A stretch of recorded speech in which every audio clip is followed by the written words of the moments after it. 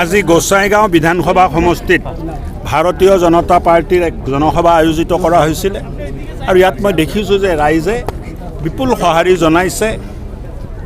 হাজাৰ হাজাৰ সংখ্যাত য'ত ভাৰতীয় জনতা পাৰ্টিৰ বহুত প্ৰভাৱ নাছিল তাতেও হাজাৰ হাজাৰ সংখ্যাত মানুহ প্ৰায় ৬,০০০ মানুহৰ এক সমাৱেশ হৈছে। আমি উৎফুল্লিত আৰু অহা দিনবোৰত এই ৰাইজে প্ৰতিশ্ৰুতি দিছে আৰু আমাক সমৰ্থন দিছে যে ভাৰতীয় জনতা পাৰ্টি AGP UPPL দলৰ নেতৃত্বত এজন প্ৰাৰ্থী থাকিব, বিপুল ভোটেৰে জিকাব। আৰু আমাৰো বিশ্বাস হৈছে এতিয়া যে প্ৰায় কোকৰাঝাৰ পাৰ্লিয়ামেণ্ট সিটত মিত্ৰজোঁটৰ প্ৰাৰ্থী 2 লাখৰ ব্যৱধানত জয় হ'ব। বিগত 2টা কাৰ্যকালে কিন্তু নৱহৰণে জিকিছে, এইবুলি বিজেপি কিয়ৰ ভিত্তিত জিকিব বুলি আপুনি ভাবে? এটো আপোনালোকে নিজে দেখিছে, আগতো আমাৰ তেনেকুৱা কোনো মেল মিটিং হোৱা নাছিল। আগত হাগ্ৰামাত ডাঙৰীয়াৰ শাসন আছিলে, এতিয়া ভাৰতীয় জনতা পাৰ্টি UPPL চৰকাৰ BTCত প্ৰমোদ বড়ো ডাঙৰীয়াৰ নেতৃত্বত চলি আছে। দিছপুৰত ডক্টৰ হিমন্ত বিশ্ব শৰ্মাৰ নেতৃত্বত মিত্ৰজোঁটৰ চৰকাৰ চলি আছে। ব্ৰহ্মপুত্ৰত বহুত পানী বৈ গ'ল যোৱা 2 কাৰ্যকালৰ পিছত। চ' এইবাৰ নতুনত্ব হ'ব। ভাৰতীয় জনতা পাৰ্টি UPPL AGP দলৰ প্ৰাৰ্থী 2 লাখ ভোটত জিকিব। কৰিব ভাই, পলিটিকেল পাৰ্টি আছে, দোকান যদি খুলিছে তো আমি যদি নিৰ্বাচনত প্ৰতিদ্বন্দ্বিতা কৰিম, যিসকলে ৰাজনীতি কৰে, ৰাজনীতিক দল খুলি ৰাখিছে, দোকানটো চলাবৰ কাৰণে প্ৰতিদ্বন্দ্বিতাটো কৰিব লাগিব। আমাৰতো কোনো অসুবিধা নাই। আমাৰ কি অসুবিধা আছে? BPFও দিয়ক, UDFও দিয়ক, কংগ্ৰেছও দিয়ক, CPI CPMও দিয়ক, AGPও দিয়ক, আৰু যদি কোনোবা দল আছে দিয়ক।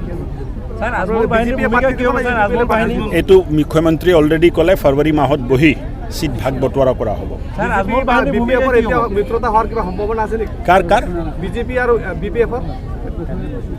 বিজেপি BPFৰ লগত মিত্ৰতা কেনেকৈ হ'ব পাৰে? আমি UPPL দলৰ লগত আছোঁ। UPPL দলৰ লগত ইয়াতে দিছপুৰত যিটো চৰকাৰ চলি আছে তাত তেখেতসকলৰ মন্ত্ৰী আছে, তেখেতসকলৰ সমৰ্থন আমাৰ লগত আছে।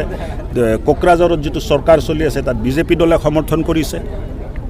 ইয়াত প্ৰমোদ বড়ো ডাঙৰীয়াৰ চৰকাৰ চলি আৰু চৰকাৰটো ভাল চলি আছে। অকল চৰকাৰ চলাই নাই, চৰকাৰে যিবিলাক কাম কৰিছে, মই ব্যক্তিগতভাৱে আৰু গাৰ্জন মন্ত্ৰী হিচাপে মই শলাগ লৈছোঁ যে 27 জন ল'ৰা ছোৱালীক কোচিং দি 16 জনক যদি ACS পৰীক্ষা পাছ কৰাব পাৰে, তাৰ অৰ্থটো আপোনালোকে নিজে ভাবি চাওক যে কিমান ডাঙৰ পৰিৱৰ্তন BTCত ঘটি গৈছে। মুখ্যমন্ত্ৰীয়ে কালি এটা কথা কৈছে যে আজমল বাহিনীৰ বিৰুদ্ধে কিবা ৰণসংকাৰ চলিব। সেই আজমল বাহিনীয়ে লোকসভা নিৰ্বাচনত কিবা প্ৰভাৱ পেলাব পাৰে নেকি? আজিৰ দিনত ভাৰতীয় জনতা পাৰ্টিৰ নেতৃত্বত চলা চৰকাৰৰ মুৰব্বী মুখ্যমন্ত্ৰী ডক্টৰ হিমন্ত বিশ্ব শৰ্মাৰ ডাঙৰীয়াৰ পপুলাৰিটিয়ে কওক, জনপ্ৰিয়তাই কওক, ৰাইজে যিখিনি শ্ৰদ্ধাভাৱেৰে তেখেতক আশীৰ্বাদ দিয়ে, স্নেহ দিয়ে, মৰম দিয়ে, তাৰ সন্মুখত কাৰো কোনো প্ৰভাৱ পৰিব বুলি মই নাভাবোঁ। আৰু তাৰ ওপৰে নৰেন্দ্ৰ মোদী ডাঙৰীয়াৰ যিটো নেতৃত্ব গোটেই ভাৰতবৰ্ষত, যিহেতু লোকসভা নিৰ্বাচন আছে, এই নিৰ্বাচনটো আমি প্ৰধানমন্ত্ৰী পাতাৰ কাৰণে এই নিৰ্বাচনত যাম। চ' প্ৰধানমন্ত্ৰী মোদীক আকৌ এবাৰ অসমৰ ৰাইজে, ভাৰতবৰ্ষৰ ৰাইজে প্ৰধানমন্ত্ৰী পাতাৰ কাৰণে নিৰ্বাচনত যাব। কাৰো লগত কোনো মানে দল প্ৰতিদ্বন্দ্বিতাত নাই।